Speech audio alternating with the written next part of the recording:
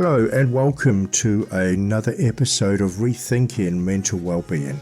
This is our community podcast where we can talk about everything related to depression and anxiety. So my name is Andre and I want to thank you for being with me over the next half an hour as we share the space of lived experience where we can talk about how to live the best version of our authentic life. So, if you're ready, then I'm ready. Welcome to the podcast.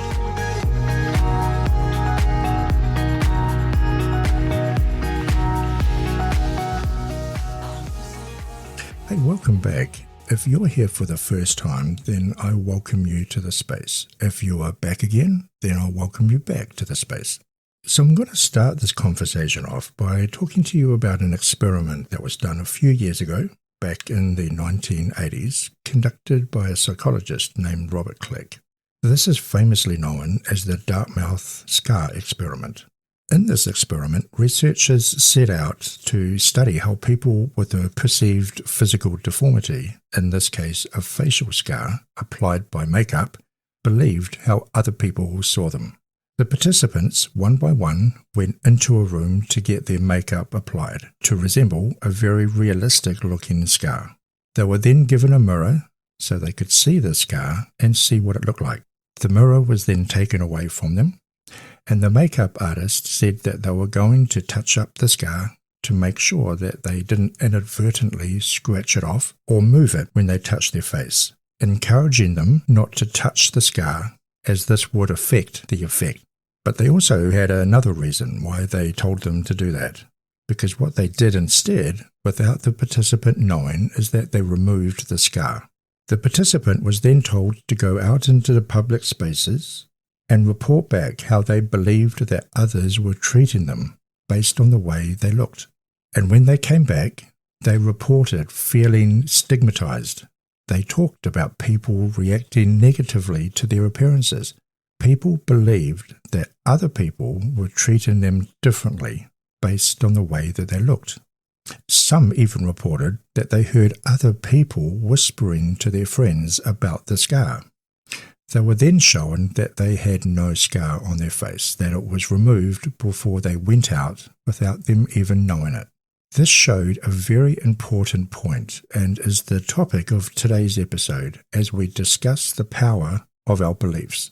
So the conclusion the researchers came up with from the study is that when we see the world through our wound, we often think the world sees us through it too.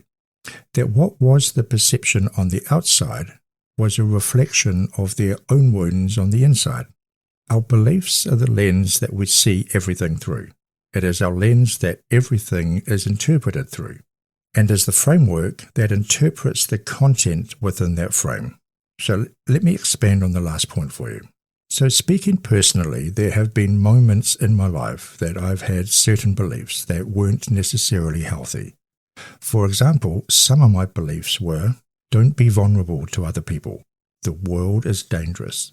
I don't deserve love, and I am worth less than other people. This formed a frame based on my belief that all of these things were true. The framework of these beliefs reframed the content and created the meaning of experiences within the frame. In other words, the picture of my experiences of life were filtered through my belief, and the truth that I assigned to my beliefs made the content within the frame feel very real. So imagine you have a 1 billion-piece jigsaw puzzle, and each piece represents a moment in your life.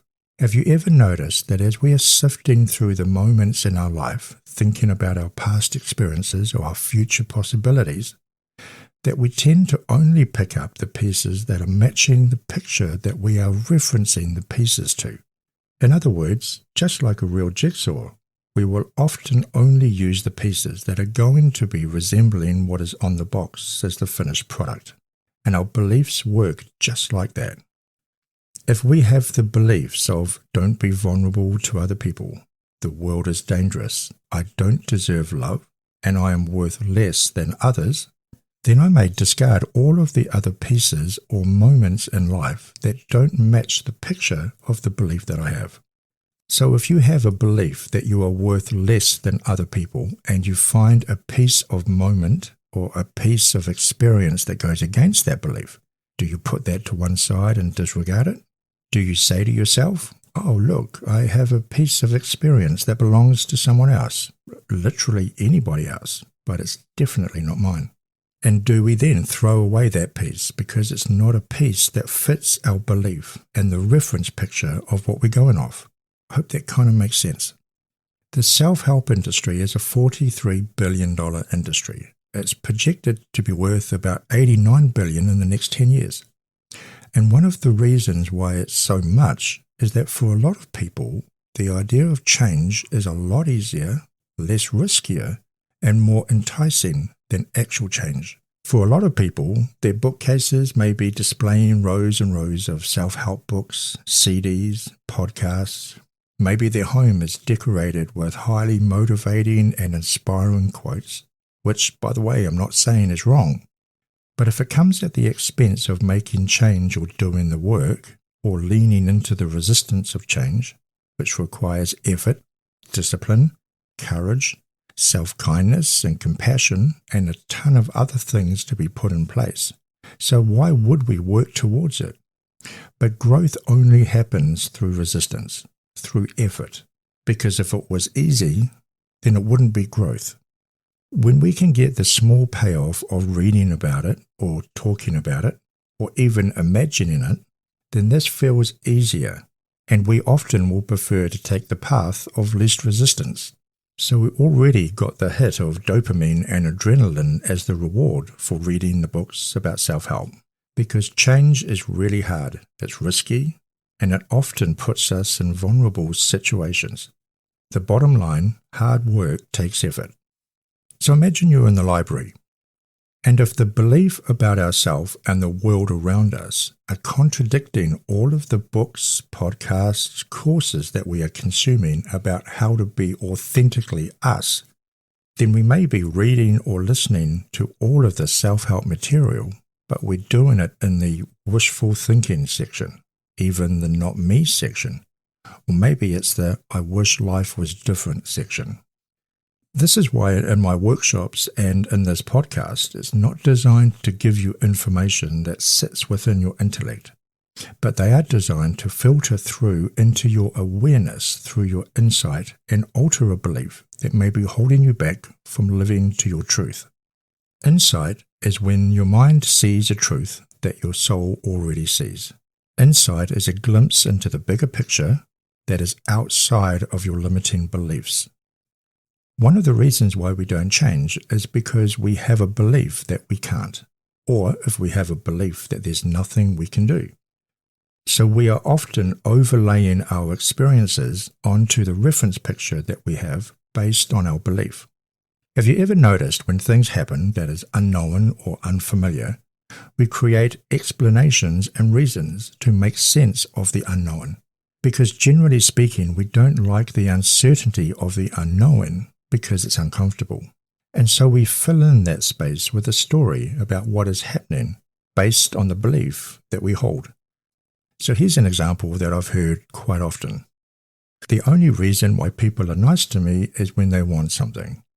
If that is a belief that I hold as truth, then every time someone is nice to me, that is the story that I will tell myself, because that is the experience in the past that I have now put a story to, based on my belief. And if you want to really remember something well and increase the belief in something, then create an emotional story that backs up your belief and repeat that often. Here's another example. If I'm talking to my friend, we're having a great conversation, laughing and joking and connecting, and then all of a sudden they go, "Oh God, I'm late. I'm really late. Sorry, man, I've got to go. Bye," and then runs off. If I have a belief that I am worth less than other people, that no one wants to be around me because I'm worth less, I am more likely to take that action and lay it over the belief and interpret that action by putting that experience into my story that backs up my belief. This belief that I am worth less than other people may be so ingrained in me and so believed by me that I start to see it everywhere. by interpreting even the most innocent of actions by other people, but always finding a way for those actions to fit over the top of that belief. And so that belief becomes a template of all my experiences in life. And I may disregard everything else in life that doesn't fit into this belief template. And this means we will often take an experience that doesn't fit into this frame or this template of belief and try to make it fit. This is called a confirmation bias. There's also something called the blue dot effect, which I'll go into later on. This confirmation bias is a type of bias, and it implies that we have a tendency to notice and focus on the things around us that support and fit our existing beliefs, whether they're true or not. There's a beautiful quote that sums this up by Stuart Chase. For those who believe, no proof is necessary. For those that don't believe, no proof is possible. And regardless of any evidence that opposes that belief, you will not only keep believing it, but you will dig your toes in and be more convinced in your belief. There's a name for this, and they call this the backfire effect. And the backfire effect is a type of bias, and a bias generally means something that you lean more towards. And this backfire effect occurs when someone is more convinced of their belief after being presented with evidence that contradicts it. And you'll see this in fine detail when you're talking to someone about politics, or COVID vaccine, or religion.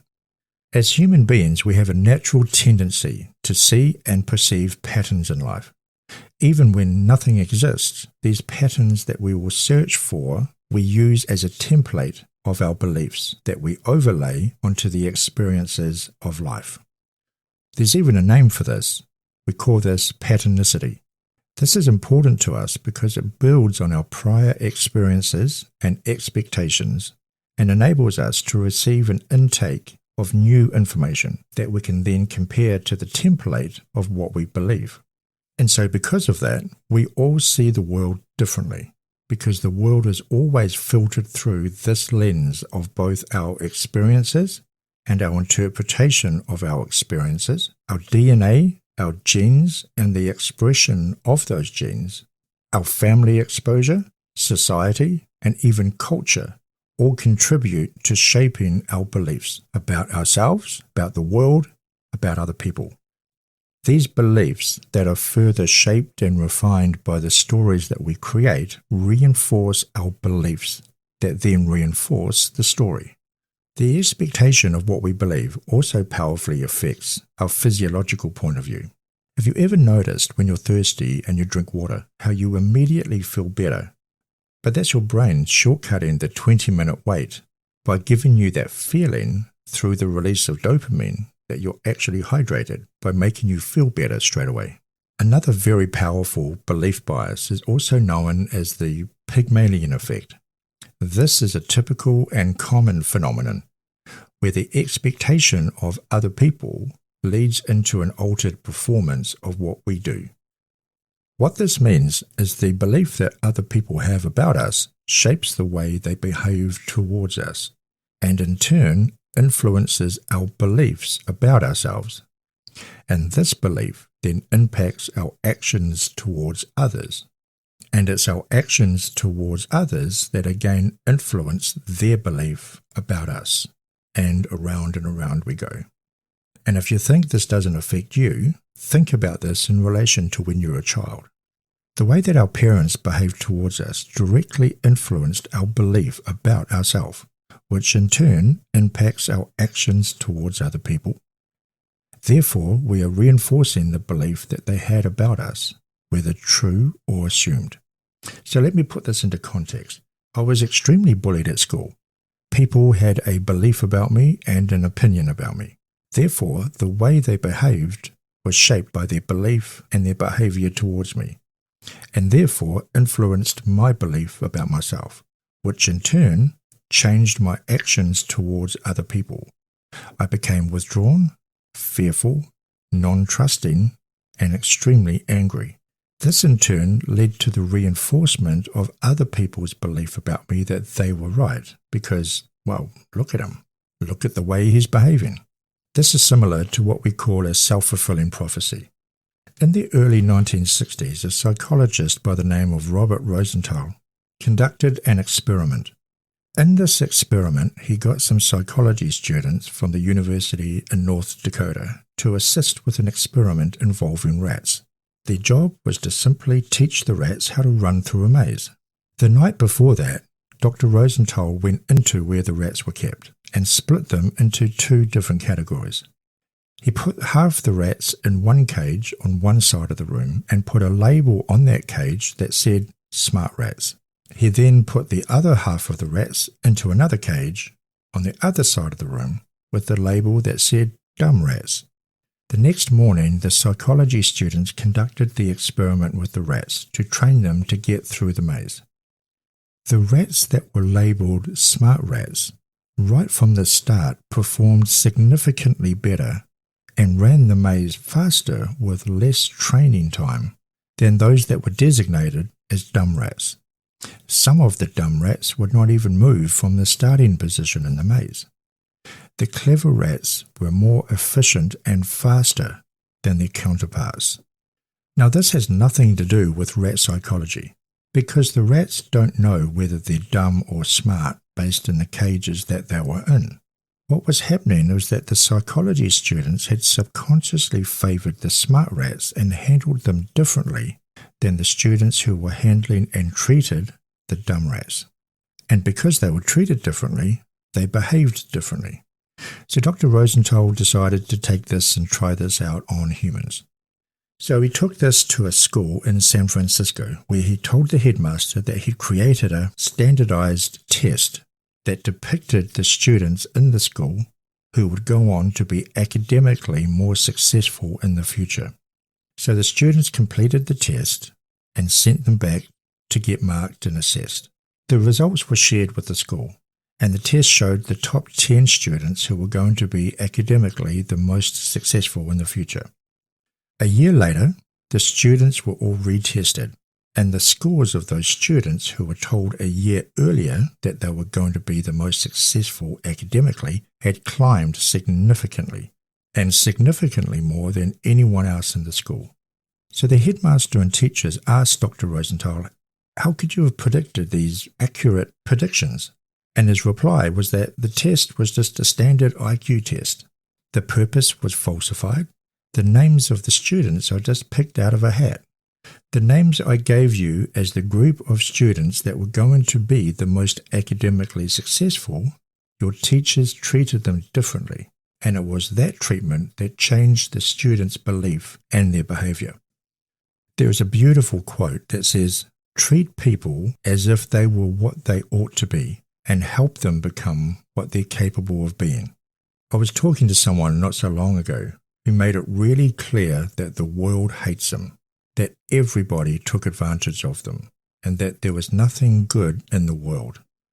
His belief about the world around him led to his behaviour that backed up his belief, and the way other people were towards him, based on his behaviour, solidifying his belief, becoming a self-fulfilling prophecy. So we don't see the world as it actually is. We see the world through what we believe the world is. There are exceptions to this, though. Michael Jordan, for instance, chose not to listen to what other people told him he couldn't do, and he changed his script. Michael Jordan loves basketball, but he was thrown out of his basketball team when he was in college because he couldn't play basketball. And so he practiced and practiced and practiced until he got good. Then he became great. Then he became Michael Jordan. Roger Bannister was the first man to break the 4-minute mile. But medical journalists reported often that it was physiologically impossible for a human to break the 4-minute mile. So the expectation from everybody was that it was impossible, so no one tried, until Roger Bannister decided to challenge that belief. And so he ran the first ever sub-4-minute mile. Other people very quickly followed his example because the belief system had changed. And about 46 days later, 2 other athletes beat the record. Nowadays, there's over 1,800 people that have run the sub-4-minute mile because someone changed the belief. Another powerful belief structure is a belief system known as learned helplessness.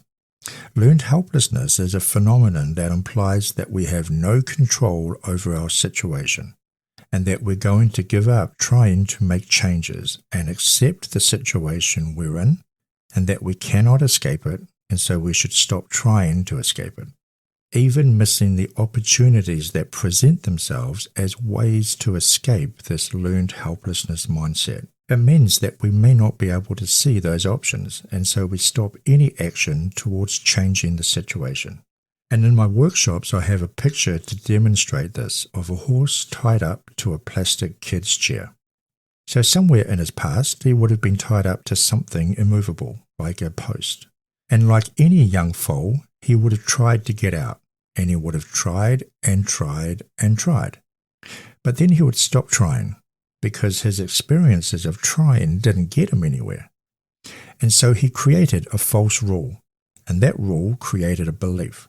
And that belief was, if I'm tied to anything, I can't escape. So now, fully grown, no matter what he's tied to, he will have that belief that not only can't he escape, but he won't even try to. And so he stays bound to this plastic chair, living out the belief as more true, because he's fulfilling his own belief by the non-action. I talk to a lot of people who are subject to this false belief that they see as truth about their lives. They may say things like, there's nothing I can do. I have tried this and I've tried that in the past, so why should the future be any different? And even in the face of options, our learned helplessness creates blind spots that we are unable to see the solution that we need to see. Our place of suffering is the space between where we are and where we need to be. And where we need to be is in a place that we can live through our authenticity, that we can be true to ourselves, that we are able to live out our authentic nature so it can be expressed into the world by getting our needs met. That is our nature as a human being. But if we have a belief that contradicts that, in other words, stops us from moving towards our truth, beliefs that we put in for the sake of safety and survival and protection, then we are in a place of suffering, because your humanity is always calling you to live authentically.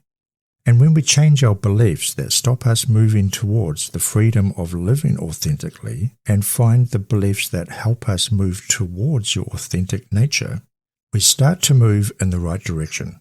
When you change your beliefs, you change the direction of your path that heads you in the right direction that your humanity is telling you to move into. So how do we start doing this? The very first thing we do is to start or become curious. This is our natural state, to be curious.